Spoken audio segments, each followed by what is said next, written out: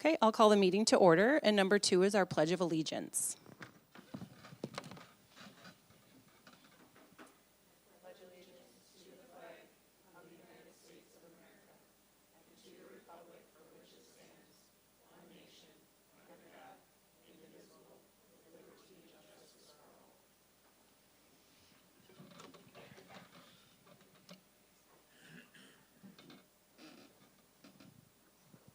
Number 3 is our attendance, and all board members are in attendance. Number 4 is the approval of the agenda items. Motion by Jen, second by Gina. Any comments or questions? All those in favor? Opposed? Motion carries. Number 5, committee reports, or our advisory committee. So we'll start with the high school student rep.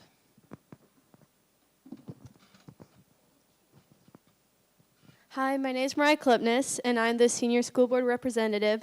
There's kind of a lot to report on today, so just bear with me through it all. But for academics, fourth quarter is almost done, and finals week is just around the corner, which is stressing some students out, but also very exciting. Recently on May 7th, there was a lot of activities going on, so the first thing that happened was that the seniors who had a 4.0 GPA got an opportunity to share about an impactful teacher or educator in their life. That was also academic award night for all the grades 9 through 12, and it was also scholarship night. And there was around $186,000 given out in scholarships. For activities, the high school band had a concert on May 14th, and the choir concert has a concert this Wednesday on May 21st. Also for art, 3 people qualified for state or did really well in that competition. And all the people who submitted art pieces got superior rankings. BPA had a national competition in Florida, and Tabor and Allison placed 3rd in their events. Speech is officially done, and they had a decent amount of people go to state, and Cameron Moon placed 3rd in her category at state. Student Council is planning great senior activities, and robotics attended a huge meet in St. Paul and gave their best effort. For athletics, track's last chance meet got canceled for today, but next week on Tuesday and Thursday, they have their sections meet at Rockford starting at 3. Softball and baseball are heading into their playoff season soon, and softball is supposed to have their senior night tonight, but I don't know totally how that went with the rain. And baseball is also supposed to play tonight, and they both played against Watertown. And then golf sections meet is just around the corner, and also congrats to Bailey Broik, Isabel Dienman, and Miles Hendrickson for getting all conference. Thank you. On to the elementary advisory committee. We did not have another committee meeting since the last board meeting, but it has been a very busy month here at the elementary school with lots of field trips, and next week there's the 4th grade sale and Fun and Fitness Day. Middle school. We had our last middle school meeting tonight. It was a very small group. We talked about the Cardinal Rising funds and how beneficial those have been potentially to the middle school, which we'll talk about some of that staffing later on in the meeting. Spring sports have concluded for the most part. We talked a lot about the participation numbers that we have, and we have really high participation numbers for our size of the school. 8th grade dance went really well. Approximately 100 kids out of 130 attended. The SSU students stepping up. Miss Lind has stepped down from doing that, so they're looking for a new advisor for that. And then end of year celebrations. The 5th graders toured once last week and then again this Wednesday. New this year, they had 7th and 8th grade leaders give the tours, and that was a big hit, and they did a great job. Let's see, we have 6th grade. It goes to the Mill City Museum and the State Capitol. The 7th graders will go to the Twins game on Wednesday. 8th graders will go to the Valley Fair on May 29th. And the last day of school will be a grade 6 through 8 talent show for any kids who want to do that. And there'll also be an 8th, I think it was new, or they're bringing it back as an 8th grade's award ceremony on the last day of school as well. Thank you. High school, no meeting. Activities? Nope. Oh my gosh, I'm really cold. I'm having a hard time speaking. Community ed? We're meeting tomorrow for our next advisory committee meeting, but they're just very busy with registration for all the summer activities, and they're excited for summer to be here soon. All right, Right Tech. All right, we had our meeting on May 6th, just kind of winding down for the school year. It was the second to last meeting for Brian. He will have his last meeting June 3rd, along with the administrative assistant who has been there for many, many years. And it is a great loss, but we are excited about the new administrative assistant and Brian Netter, the new executive director, who has been regularly coming as often as possible to meet with Brian, participating in superintendent meetings and really being engaged prior to his July 1 official start. So we're very excited and feeling good about the transition with him. Right now, looking at registration numbers, because with spring breaks, they were a little delayed, but the final, as of right now, was 563. We are down with the OJT, the on-the-job training program, because a lot of our member districts are doing that in-house. And so that does definitely affect Right Tech's student numbers, but the transition disabled program have not yet come in. Those numbers usually come in a little bit later, but so they are feeling positive about seeing that increase and where we're at right now with the registration. We do finally have a construction teacher. So we are ecstatic about being able to bring that program back. That has been a couple years in the works and a lot of patience and prayers to find the right candidate. And he was actually a teacher at Right Tech at one point, not specifically in that program, but he comes from Buffalo, so Buffalo's loss is our gain, so he gets to stay in the area. So we're very excited about that. We are looking for we did have a resignation in our law enforcement program, so we are hiring for that. If you know of anyone who may be interested in to submit their resume, that would be wonderful. Then we are, with that construction program, they are talking about trying to pre-sell the house, which also gives the opportunity for the buyers to really have a little bit more input, do upgrades and things like that. So I'll be looking forward to those details coming and keeping you guys up to date as that comes along. We did have those scholarships. Elizabeth Cassidy from Buffalo, so a student did receive the Wright Hennepin Co-op, and Buffalo Rotary awarded to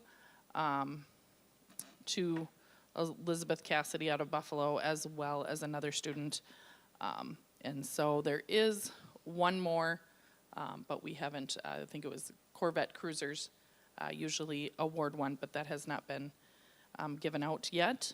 Some program highlights: the health science program did have 2 national qualifiers, which they get to go to Nashville, so those students are excited, and there is a GoFundMe link to help them raise funds to go.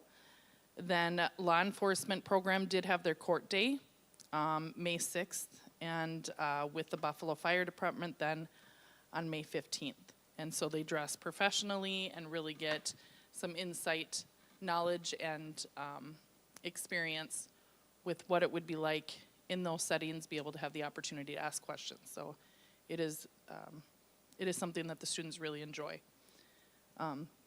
When looking at the Wright Academy enrollment, we will end the school year with about 84 students, high school 77 students, and mid-level at 7.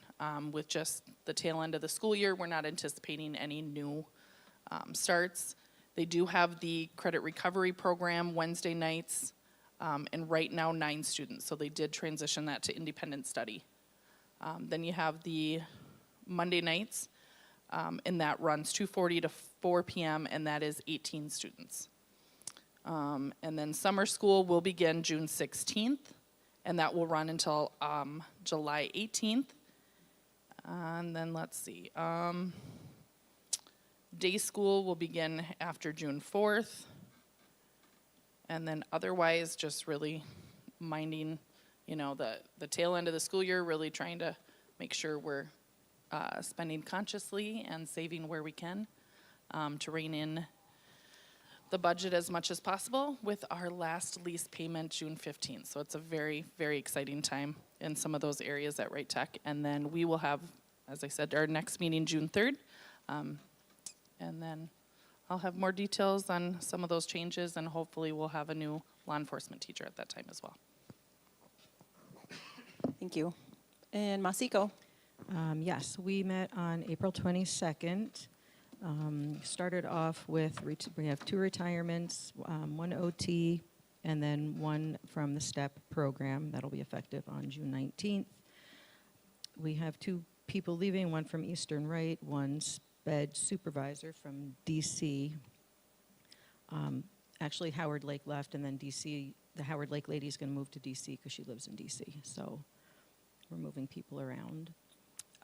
Melissa, so our director, who was past president of MACE, which is the Minnesota Admin of Special Education, she went to DC, was able to speak with congressional leaders, sharing successes, voicing some concerns, and especially in the area of FAPE and IDEA.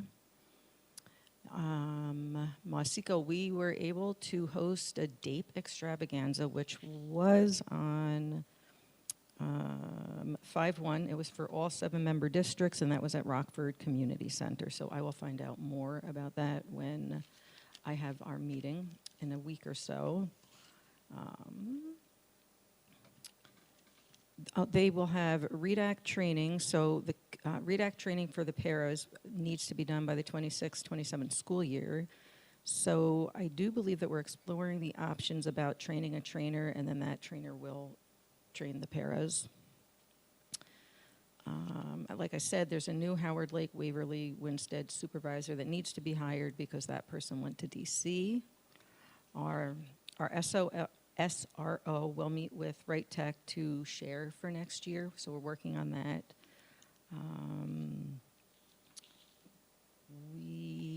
Let's see here, there were information about the different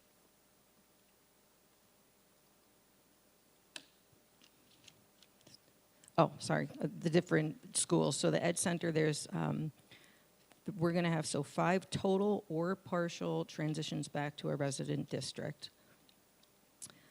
There's a regulation room that's been added to Journeys. We have STEP graduation on May 23rd. That's at 10 a.m.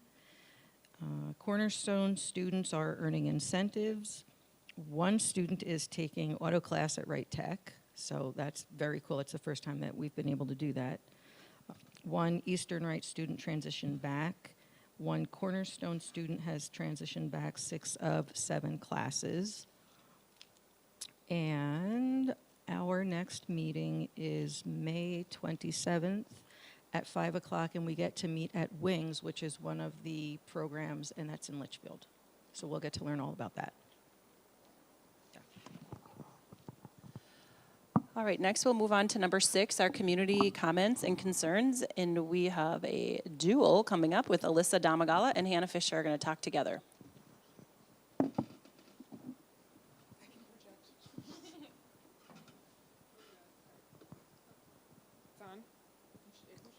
Okay, yes.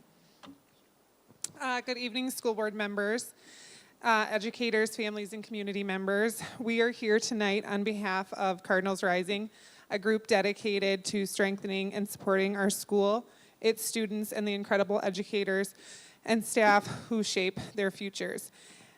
Tonight, we're going to read the names of the individuals and businesses who contributed to our cause. We do so not just to acknowledge their generosity, but to underscore something far greater, the unwavering support that exists for this school. Each name represents a person who believes in the value of education, in the power of community, and in the importance of standing together for a brighter future. By saying each name aloud, we remind ourselves and each other that change, progress, and hope are built on collective action. These names are more than donors. They are proof that this school and its students matter to so many. Thank you for listening, and thank you to each person who has helped make this movement possible. These businesses contributed between $1 and $500. Buffalo Insurance, Tin Roof Candle Company, Phoebe Contracting, Room to Grow Therapy and Consulting, Zoller Photography, Bavera Digital, Star Bank, Jimmy's Pizza of Annandale, Lakes to Lagoons Travel, LLC, Brick House Quilting, Midwest Macaroons. Bronze level, $500 to $999. The Damagala Agency, Josie's Piano Lessons, Simple Cider Company, In Hot Water Coffee Shop, Gen Financial Management Inc., Remax Advantage Plus, Sugar Acres Apparel, Kiwanis Club of Annandale, Annandale Improvement Club, Lampy Auctioneers, Free to Roam Pet Services, Annandale Embroidery, Tangles Salon and Spa, Annandale Lions Club from the meat raffles. The silver tier, $1,000 to $4,099, Northland Refrigeration, Bronder Construction, Snap Fitness, Annandale, Compure Financial, Trees to Seas Travel, Bird Insurance Agency, French Lake Curb Company, A-Town Tattoo, Sweet Escape, Spilled Grain Brew House, Reich's Plumbing and Heating, just north of Memphis Barbecue, Lakeside Nutrition, Swable, Getz, and Sieben, PA. The gold tier between $5,000 and $9,999, Laketown Dental, Oak Realty, Miller's Jewelry, Petty Brothers Meats, French Lake Auto Parts, Rendezvous, JPC Custom Homes. Our individual donors from $1 to $499, Charles Kent, Matt Dreyer, Jennifer Theory, Cheryl Workman, Greta Johnson, Ryan and Casey Muldoon, Kathy Parkin, Thomas Tackaberry, Michelle Oss, Danita Knaus, Stacy Steele, Jacqueline Johnson, Melissa Lanto, Colliers, Kennedy Phoebe, Lindsay Sand, Katie Teckel, Rose Thielen, Chris Gordon, Nancy and Stanley Mosak, Lewis and Darcy Anderson, Randall and Vicki Hinkemeyer, Gretchen and Kyle Backer, Gretchen Tona, Ashley Olson, Lori Holman, Sharon Trimble, Derek and Carrie Patnody, Shelley Olson, Allison Barkley, Jeff and Lori Westrom, Melissa Burr, David Way and Tony Way, Cynthia and Eric Emerson, Matt and Sarah Baker, Nick and Megan Eldred, Melissa Brimmer, Rosa Jarvis, Jay Minkin, Costa Dina Tortorellis, Rob Gibbs, Carrie and Karen Radowitz, Katharina Berger, Sally Smith, Darren Green, Ronald and Catherine Hubred, Jim and Charlene Ackley, Kathy Parkin, Steve and Nancy Steinleitner, Mike and Emily Combs, Tammy Powers, Megan Reichel, Jennifer and Rick Attendorf, Emily and Justin Benjamin, and 26 anonymous donors. Okay, moving on to the bronze category, which was $500 to $999. Joseph and Lori Backel, Corey Shikala, Janelle Rudingen, James and Sandra Otto, Nick and Kalisha Ravar, Dustin and Beth Nicka, Sheldon and Mary Brown, Steve and Amanda Rassett, Eric and Sheila Capes, the Nutt family, Keith and Sandy Jerpseth, Jill Rausch, Ryan and Leah Wico, Mr. Zelke and Mrs. Ortman classroom parent, Caitlin and Paul Latour, Heather Nokur, Rachel Volkman, Ryan and Tracy Burns, Deanna Robertson, Joel and Linda Henches, Chuck and Liz Sell, Ty and Heidi Graham, Andrew and Marcy Segner, Kathy Brulger, Doug and Molly Van Meter, Bruce and Nene Bartles, Steve and Bridget Weiss, Mark and Emily Loget, Michael Potter, Diane Smith, Richard and Roxanne Wagner and Sandy Rebke, David and Claudette Pribula, Bob and Charlotte Shattuck, Nick and Nikki Eaton and Eric and Brenda Eaton, Chris and Shelley Olson, Gus and Cheryl Selheim, Chris Mooney, Flex Trades Give Back Committee, Carol Purcell, Eric and Christy Nathy, and 5 anonymous donors. At the silver level, which is $1,000 to $4,999, Jesse and Nicole Heberling, the Chi family, Joshua and Crystal Ackley, Preston and Hannah Fisher, Kyle and Amanda Rudningen, Kristen and Andrew Guthmiller, Lee and Vicki Morgan, Thoma, Karen and Timothy Wolf, Mary and Chris Meyer, Ann Bajari, Renee Weifels and Kim Lillehog, Jay and Kristen Horner, Mark and Robin Welter, Jacob and Brittany Altendorf, Ben and Anna Lawler, Stacy Raymond, Mike and Jenny Brown, Mark and Jody Johnson, Jake and Lindsay Salo, Patrick and Jessica Chapman, Vicky and Larry Green, Steve and Nicole Newts, Matt and Josie Brown, Susan Ellitson, Scott and Beth Ertl, Roberta Peterson, Nancy and Bill Smith, Kelly and Pam Mutzel, and 5 anonymous donors.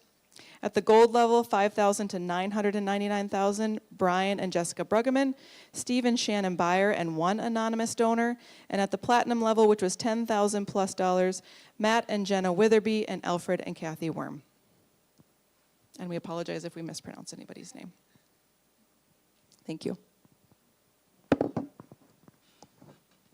Thank you, and thank you to all the donors. Moving on to number 7 is the consent agenda. Need a Motion to approve the consent agenda. motion by Jen, second by Gina. Any comments or questions? All those in favor? Opposed? Motion carries. Number 8 is unfinished business. We'll look at the 8A enrollment projections for 24-25. Along with 8B is our district enrollment summary. And we are exactly where we were last week. Yep. Yeah, no changes from last week. So. Great news.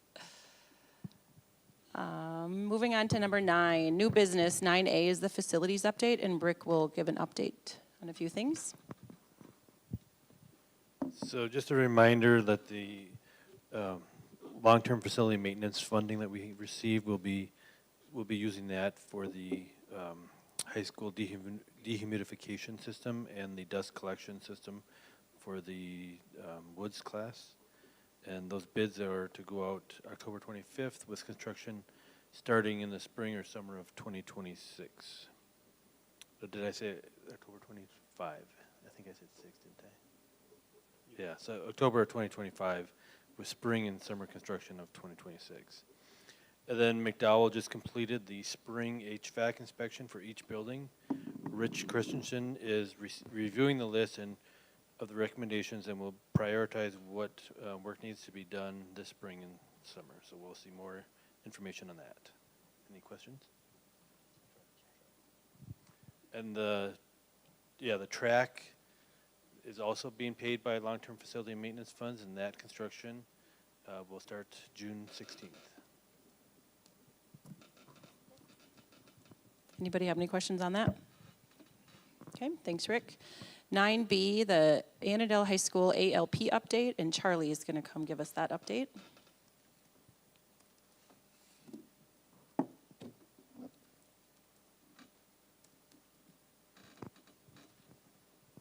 All right, thank you. An update on our Access Learning Academy and the development of our alternative learning as well as the online learning that we have as a part of Access Learning Academy. Currently, we have begun enrolling students. We had our first enrollee last week officially, and we have a meeting with, I believe, Ms. Turner has 8 people coming in tomorrow. So those are, this week's going to be a very, very busy week for her and for our staff that we're now informing and in the process of defining roles and piecing that together. So role definition is going to be particularly important now as we go through all of it. We also received provisional approval on a behavior interventionist, which will serve both AHS and Access Learning Academy, and will have a role in really targeting at-risk behaviors in a proactive way that will both be a part of the students in the ongoing setting, as well as some Tier 1 instruction for two sections of that, and then also for meeting with students throughout to track their progress. And the goal is for students to really have the pathway either way. If they are a great fit in ALA, that's outstanding. If they get caught up and really want to pursue AHS coursework, they can do that as well. They can completely graduate out of it, or they can take bits and pieces. One of the things that we're seeing with students who are already in an interest of it is that we will have a number of course offerings in AHS that will interest students. Typically, the hands-on classes are ones that they're going to opt for, and that is having an impact on how much access we will have. Not to use the irony of the terms, but we will have a lot of access to Access Learning Academy, because when a student chooses to take a class in art or tech ed or something like that, or they're in the work experience program, those spots, we try to keep the class under 15 students. We will have room to serve those students, and we're seeing that play out very, very well in the initial planning. So that's also a good sign. You always hope it goes how you think it will, and it is. As far as other role definitions within that, we will have our, we've just purchased the first 30 licenses for Edmentum, sent a purchase agreement to them. We have, with our course offerings, the criteria will be kind of as follows. We're staying with the piloting program for students who are in the online program. If they are in the work experience and want that flexibility to take it online, we have, I believe, 8 students right now at last check that are choosing to do their coursework online and then work experience for the rest of their credits. We don't currently have a full offering online, but we have the infrastructure now to move and pivot to that when the time is right for that. And we can have more discussion on when we would be ready to do that, but it is important, we feel, to be ready to do that, just because if we do start losing students again, we had a pretty regular free fall from about October to December. That is pretty much when you get to the beginning of winter, that is a time when students, if they're struggling, they tend to seek other things. We have now alternative learning as well as online learning to kind of help with that. The other part will be a supplementary role. So the criteria for students, we will have students who might choose to, if they want to take a program that we don't offer, Edmentum does have classes, and they provide a licensed teacher in some of those situations. If a student wanted to take Mandarin Chinese or French or something that we don't offer, we have the ability to sort of offset some of the programming that we don't have through doing it. And a number of districts are doing that as well, so we're set to do that. And a lot of the benefit of that for a lot of our students is these are students who might seek that elsewhere, might take that elsewhere, and we were paying for licenses sometimes with different online schools that did offer those. And now we will be keeping those students in our system, which is good. Summer school, we have about 25 students enrolled in summer school. We did not run summer school last year. So we have 25 students. The difference between previous years is that the summer school funding is about 70% of our regular school days funding. We were getting 10% of that in previous years when we ran it. Now we will be getting all of that. So that is a nice difference. With the approval of the ALP, we will be generating revenue through our summer school that we can both put into students who need that, or if we end up with extra, sometimes you might have a time when you feel like you might not be able to run an after-school credit recovery program because there wasn't enough interest. With that revenue, you have more flexibility for students so that they could take that, and you can keep students moving at the pace, which also is something that's a factor in keeping students here, but also keeping students from dropping out, which is, again, going to help us with targeting the at-risk behaviors. So all in all, that's kind of the starting point. Like I said, we'll continue the role definition. We're having conversations with people. The space has been decided. We are going to be using our media center classroom for the primary classroom there. We're also going to set up some division within the media center so that there can be a focused learning area that is maybe a little more divided than just the students who want to walk in. We still want students to be able to walk in, check out books and things like that. So we'll kind of section off different pieces of the media center to use for different areas and have that staffed as well. So that's kind of an overview. Questions? How many do you have in the work experience right now? Because this next year will be juniors and seniors, right? Yes. Currently 36, 22 of which are seniors, 14 juniors. We have had, those were two recent additions, and then we do have a couple of inquiries that we'll have to look at here that we're trying to staff that as much as we can. If students want to do it, we want to be able to provide it.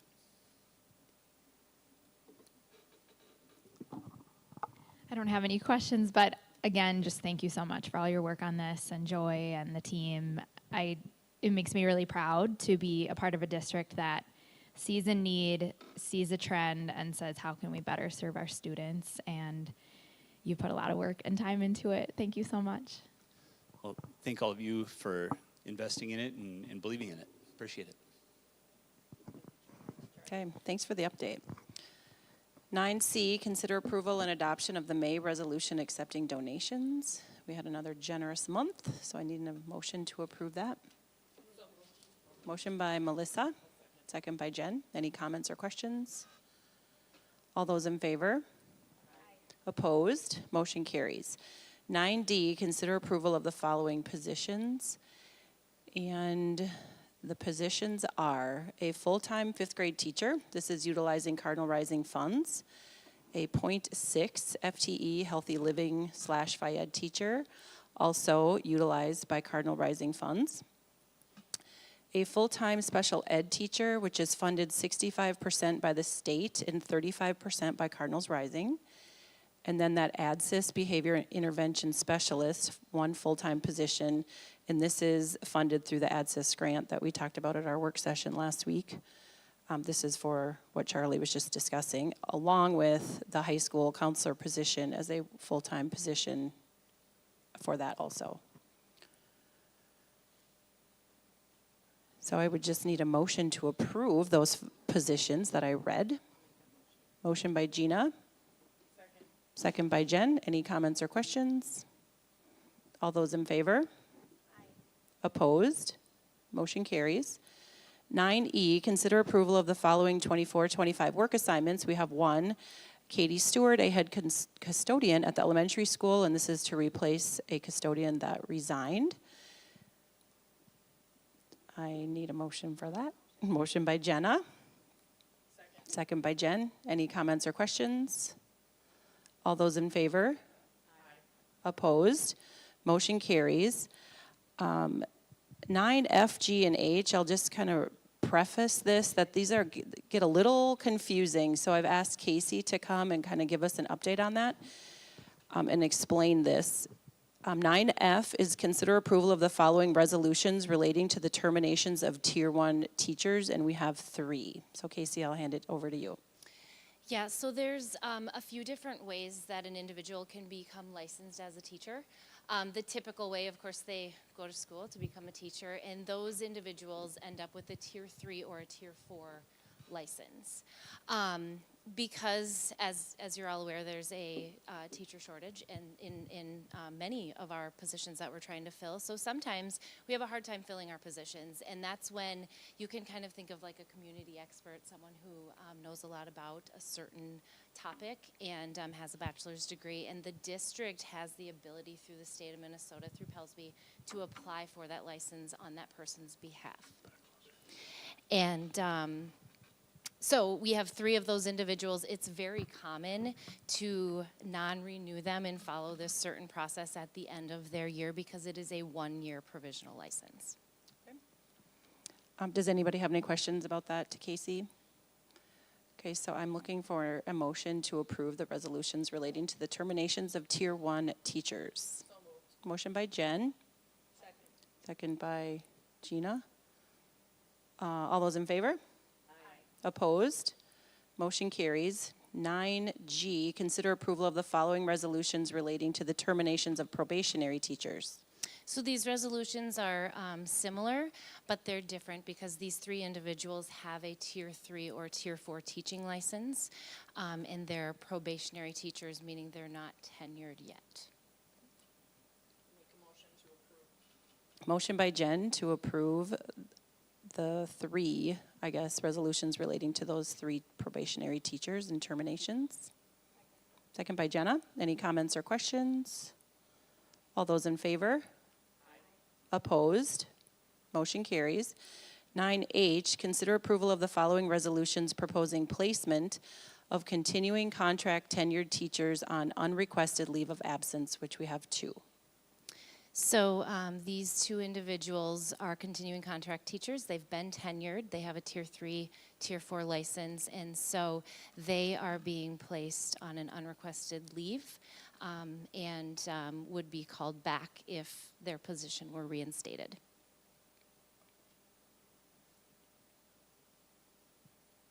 I'll make a motion to approve the following resolution proposing placement of continuing contract tenured teacher on unrequested leave of absence. Motion by Jen. Second by Dylan. Any comments or questions? All those in favor? Aye. Opposed? Motion carries. Thank you, Casey. You're welcome.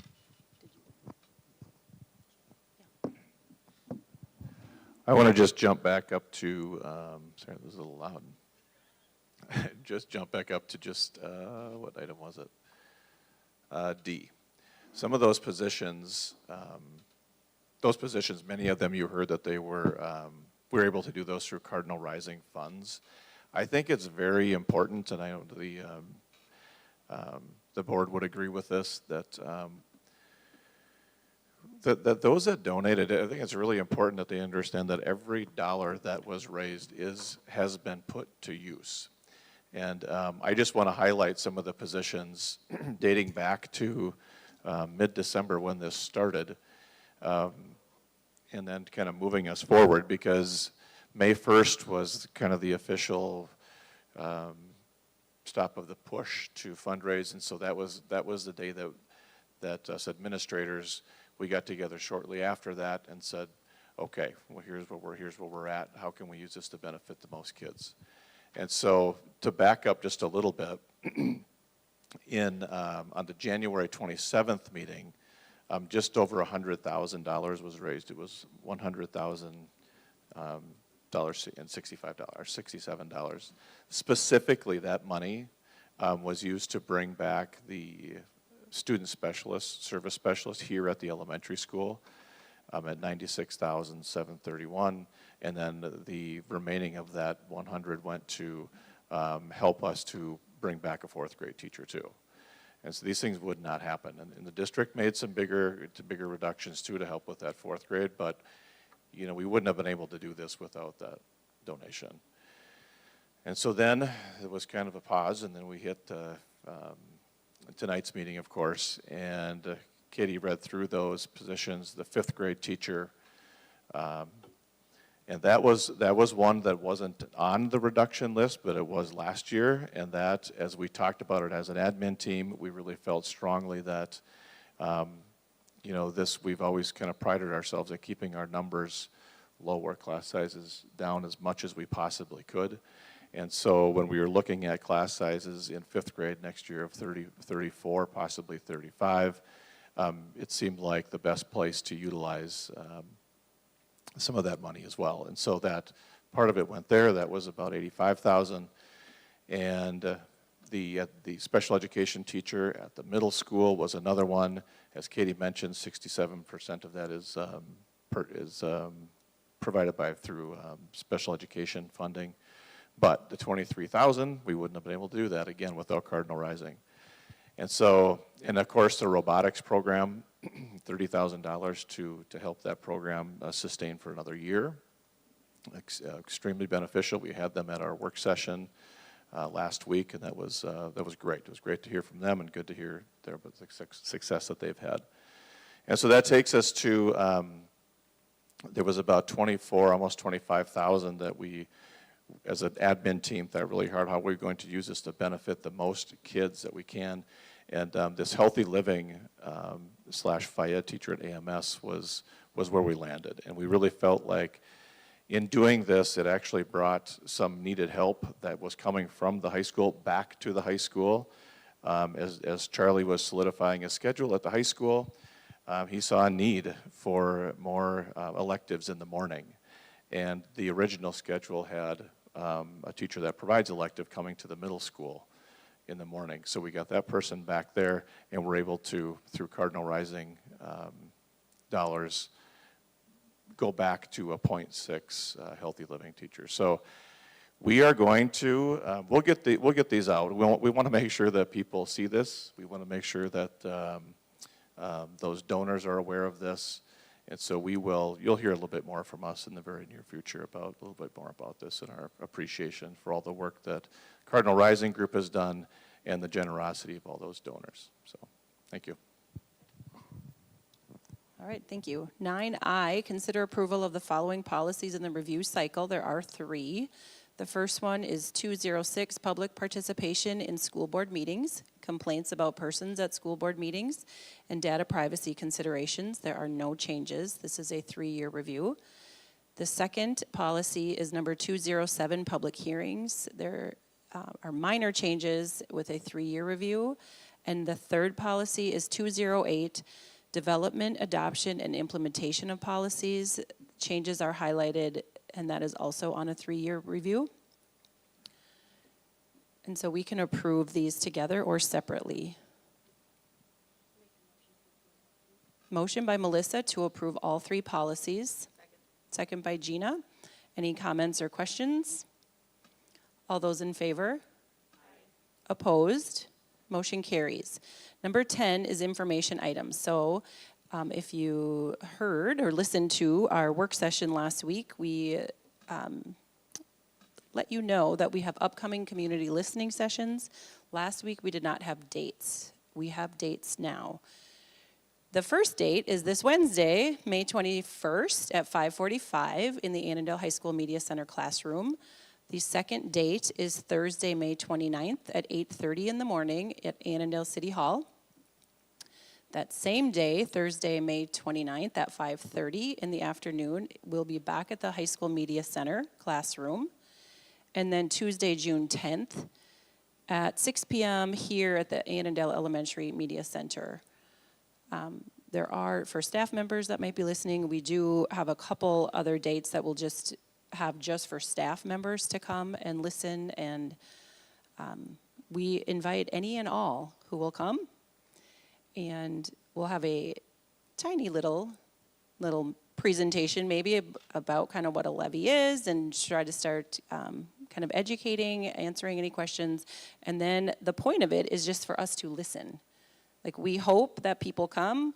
We hope people come with their thoughts and that they will share their thoughts or ideas with us. So we can kind of gather the information that we hear and then help us as we move forward in more discussion amongst us, and then ultimately, most likely, coming in our June meeting with a recommendation for us to vote on for an operating levy. Anybody have wanted to add anything? Okay. 10B is the next monthly meeting is here at the Annandale Elementary School on Monday, June 23rd at 7 p.m. here in the Media Center. And then number 11, I need a motion to adjourn. So moved. Motion by Jen, second by Gina.